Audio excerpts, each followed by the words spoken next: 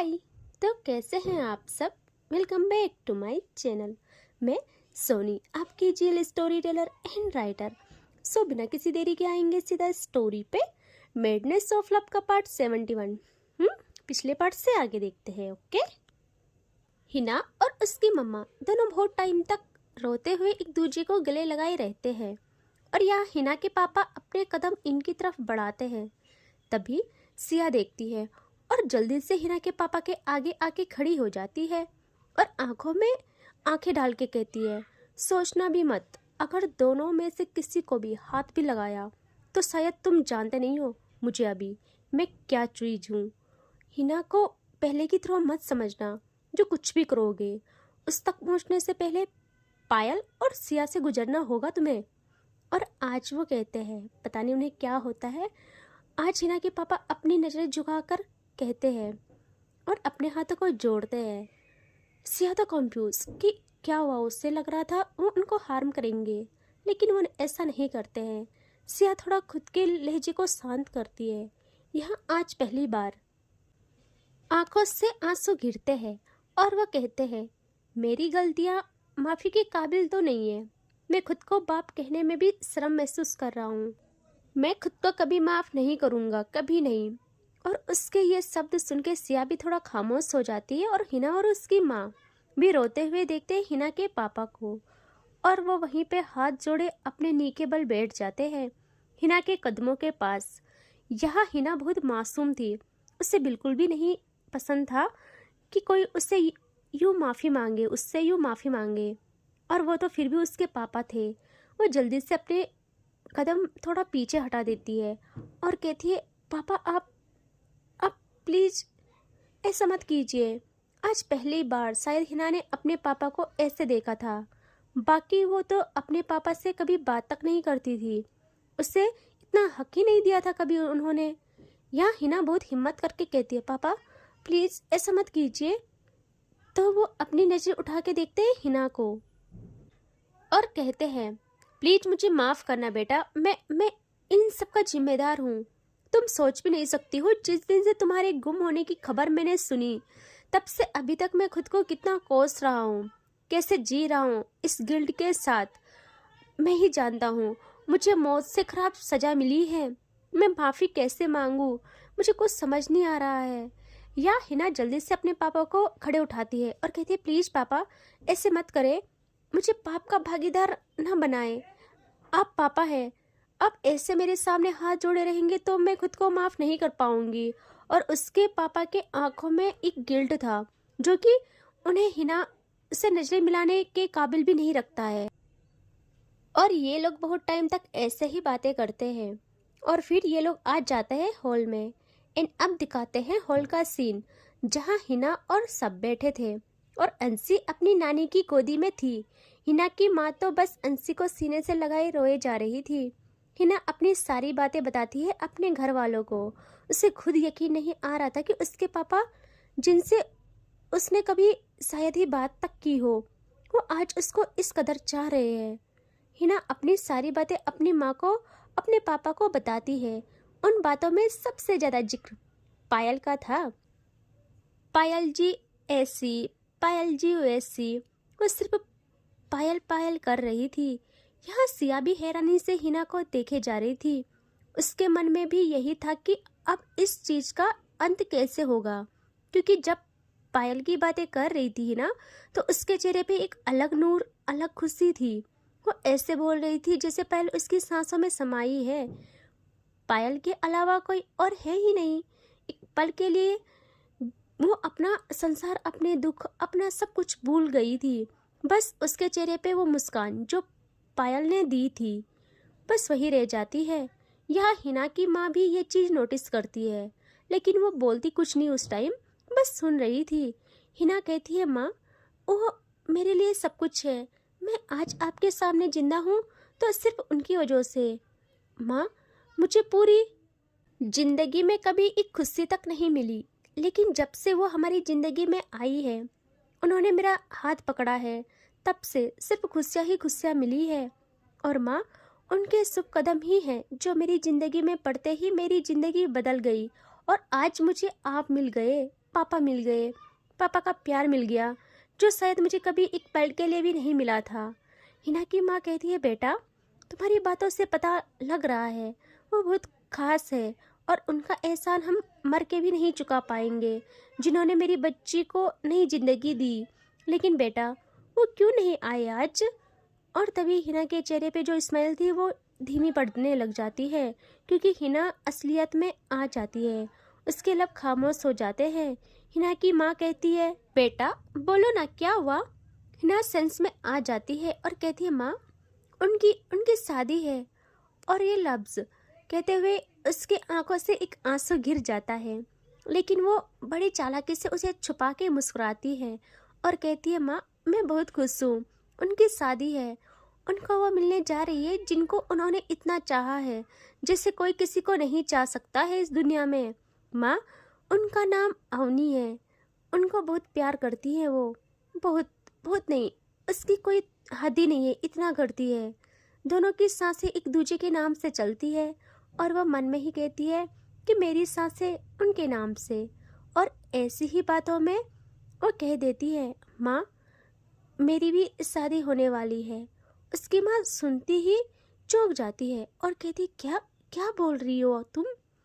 हिना कुछ और कहती, तभी हिना कुछ और कह ही नहीं पाती और बात को समझते हुए सिया कहती है, जी आंटी जी, पायल के बड़े भाई प्रतीक भाई है, बहुत अच्छे हैं, बिल्कुल जैसे हिना जी ने पायल के बारे में बताया है वो भी ऐसे ही है, बहुत अच्छे, बहुत ज़्यादा अच्छे हैं। वो इनको इतनी खुशियाँ देंगे जिसकी कोई हद नहीं है। और सिया भी सारी बातें बताती है कि कैसे करके यहाँ आना हुआ, हिना जी की इच्छा थी, पायल को घर वालों को मानना हुआ। और ये लोग बहुत बातें करते हैं और अब रात हो जाती है। हिना अंशी को सुला लेती है और उसके फोरहेड पे किस करती है और फिर वो जाती है अपने बैग की तरफ और वहाँ से निकालती है एक फ़ोटो। पायल की फ़ोटो थी वो बस पायल थी उसमें, और वो उसे देख के लगा लेती है अपने सीने से। और फिर वो आ जाती है अंशी के पास और उसके पास लेट के वो पायल की फ़ोटो को और अंशी को साथ में सीने से लगा लेती है और सो जाती है। अब होती है सुबह, जहाँ हिना की माँ करती है डोर को ओपन। लॉक नहीं था डोर, बस बंद था, और वो डोर ओपन करती है और वो देखती है हिना सो रखी थी और उनकी नज़र जाती है फ़ोटो पे और वो कुछ पल के लिए थम से जाती है और बस हिना को देखे जाती है, वो बस देखती रहती है। और हिना की आँख खुलती है कुछ टाइम बाद और वो देखती है उसके सामने उसकी माँ, और वो घबरा के फ़ोटो को तकिए के नीचे छिपा लेती है और कहती है, माँ आप कब आई? और वो बेड से उठ जाती है। या हिना की माँ हिना के पास आती है और हिना कहती है, माँ क्या हुआ? आप ऐसे उदास क्यों है? क्या हुआ? यहाँ वो बहुत प्यार से हिना का फेस होल्ड करती है और कहती है, मेरी बच्ची किस राह पे चल पड़ी हो तुम? अभी तो हमें एक पल का सुकून मिला था, मेरे कलेजे को ठंडक मिली थी कि मेरी बच्ची पूरी सही सलामत है और खुश है, लेकिन अब मन घबरा रहा है मेरा। हिना कहती है, माँ आप क्यों ऐसा बोल रहे हो? मैं खुश हूँ बहुत ज़्यादा, सच में, आपको मैंने बताया ना कि मेरी लाइफ कैसे बदल गई है, सारी चीज़ें आपके सामने है माँ। वो कहती है, बच्चा सारी चीज़ें मेरे सामने हैं इसीलिए बोल रही हूँ, और तुम सबको यूँ हंस के बना सकती हो, मुझे नहीं, मैं माँ हूँ, मुझे सब पता चल जाता है किस तरह तू हंसी के पीछे आंसू छुपा लेती है। हर बार इतना मुश्किल क्यों हो जाता है मेरी बच्ची के लिए? लेकिन बेटा मैं यही बोलूँगी, जिस रास्ते पे तुम चल पड़ी हो वो रास्ता सही नहीं है।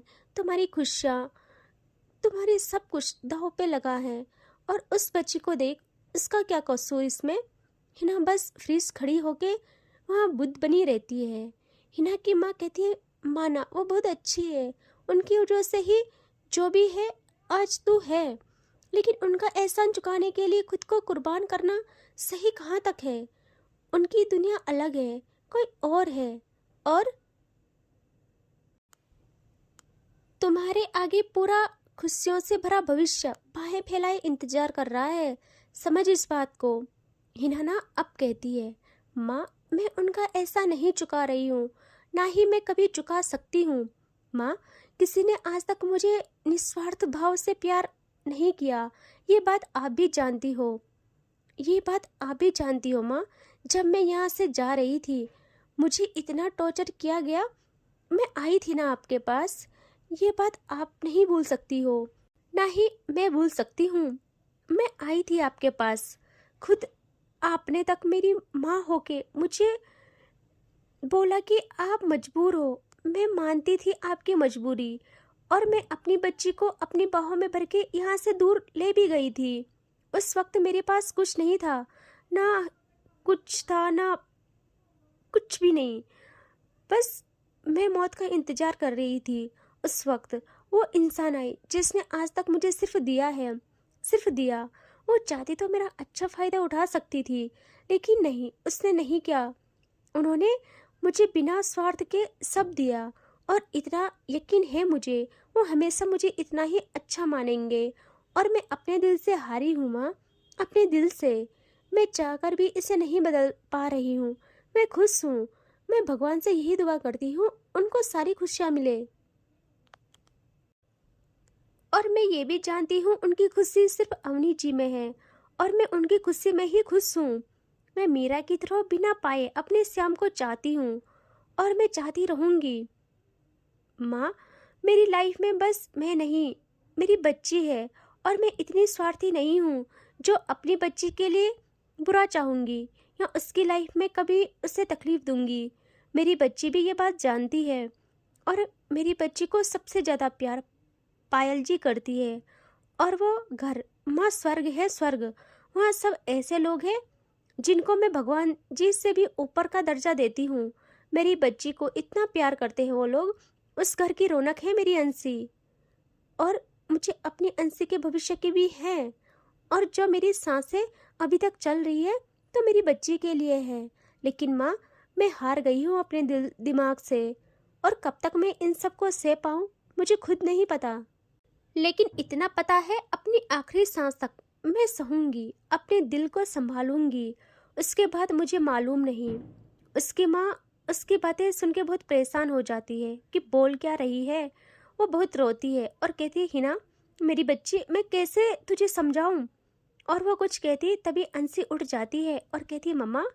हिना देखती है और कहती है, हाँ बच्चा, उठ गए आप।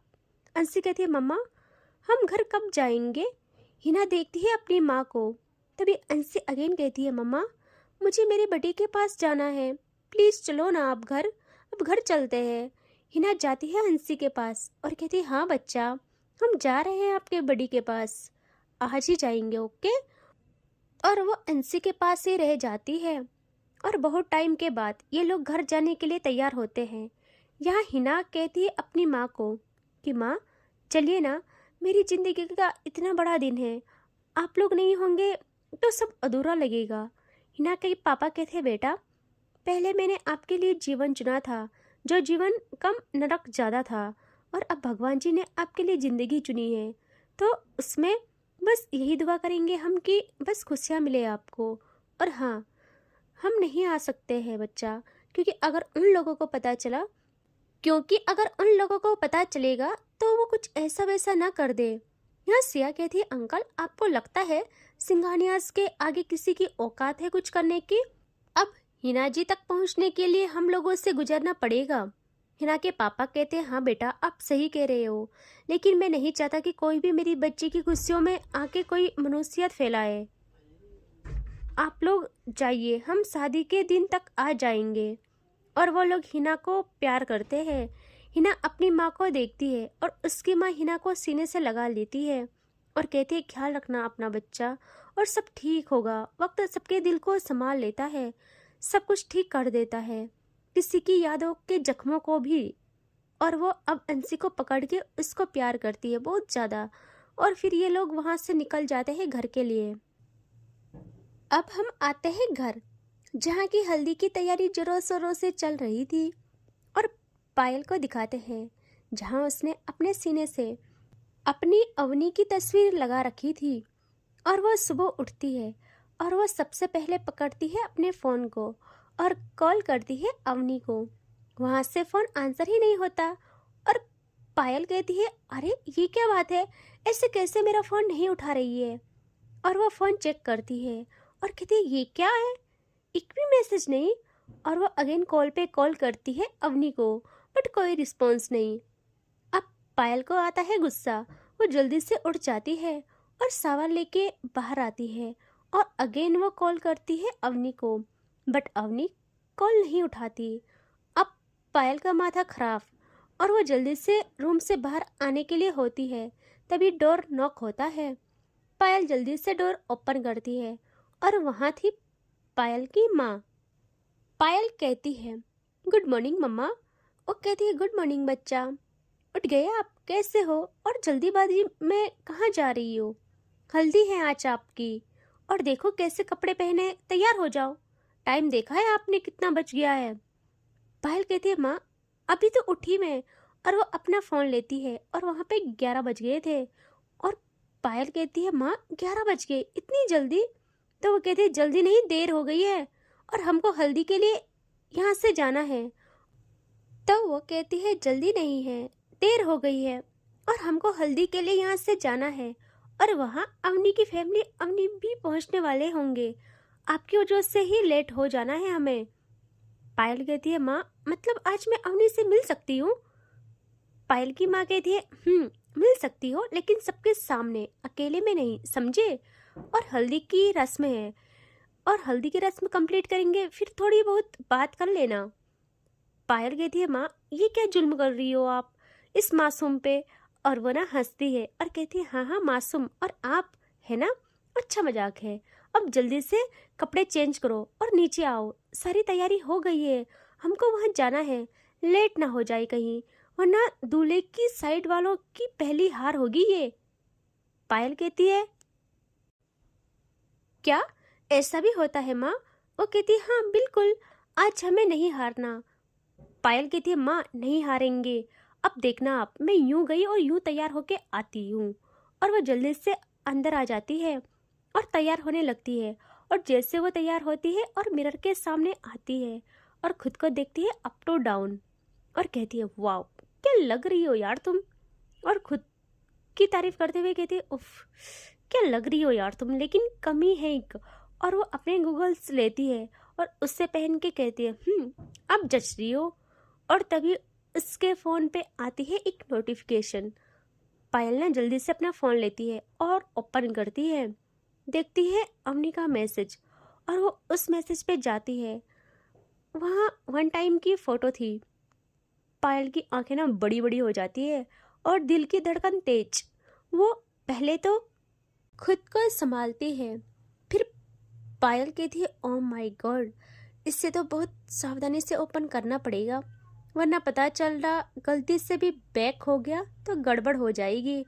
और वो ऐसे ही उस पिक को करती है open, and oh my God, Payal तो वहीं पे स्टिफ हो जाती है। उसकी नजरें, फिर वो धीरे धीरे अपने गूगल्स को ना उतारती है और उसकी आंखों में भाई अलग ही नशा छा जाता है। उसके मुंह से लफ्ज तक नहीं निकलते हैं और वो अवनी को देखे जा रही थी। अवनी ने भेजी थी अपने क्लीवेज की photo, with yellow gown, wow, yellow blouse, oh my God, proper उसका क्लीवेज शो हो रहा था। एंड अवनी के चेहरे पे एक शैतानी स्माइल थी, लाइक ऐसे कि देखो बस, छूना अभी तुम्हारे नसीब नहीं है। और पायल इस स्माइल को अच्छे से समझ सकती थी और पायल ना उस फोन को बहुत टाइट पकड़ती है, लाइक ऐसे जैसे अवनी हो और वो उससे पनिश कर रही हो अपने तरीके से। पायल कहती है, अवनी तुम हमेशा ऐसे ही खेल लेती हो ना मेरे हौसलों के साथ, तुम्हें डर नहीं लगता। वैसे डरना नहीं चाहिए, तुम्हें ना डरना भी नहीं चाहिए, तुम मेरी शेरनी हो, तुम्हारे इसी तेवर के तो दीवाने हैं हम। आज सब हमें सजाएंगे, लेकिन मैं शादी की रात तुम्हें बिगाड़ दूंगी। ये जो नशा तुमने मुझे भेजा है, इसे मैं पूरा करूंगी अपने तरीके से, समझी। तुम्हारे साथ तुम्हारे हिसाब से नहीं, मेरे हिसाब से। अभी तुमने मेरे सोए अरमान जगाए हैं। मेरी जान, जरा सोचो, जब मिलोगी मुझे तो क्या मुझे संभाल पाओगी तुम? तुमने मुझे जो आग भेजी है, मैं उसमें जल गई हूँ, और ना तुम अब रोकना चाहती हो और ना मैं बचना चाहती हूँ इस आग से। जस्ट वेट एंड वॉच मेरी जान। और वो उस फोन को और करीब लाती है और फोन को अपने करीब लाके उससे चूमने के लिए होती है। उसकी आंखें आधी खुली आधी बंद थी उस नशे में। तभी गलती से उसके हाथ से वो बैक हो जाती है और फोटो गायब। यहाँ पायल की जो आंखें नशे में चली गई थी, आधी बंद थी, वो एकदम से ओपन करती है अपनी आइज को और देखती है फोटो गायब। पायल को इतना गुस्सा आता है, वो अपनी पूरी एनर्जी के साथ उस फोन को पटकने के लिए अपना हाथ हवा में उठा देती है। बट फिर वो दूसरे पल ही खुद को कंट्रोल करती है और कहती है, कूल डाउन पायल, अभी मुलाकात होने दे। और वो अगेन जल्दी से अपने गॉगल्स लेती है और पहन के आने लगती है नीचे। एंड इससे आगे देखेंगे नेक्स्ट पार्ट में। ठीक है, टेक केयर, बाय बाय।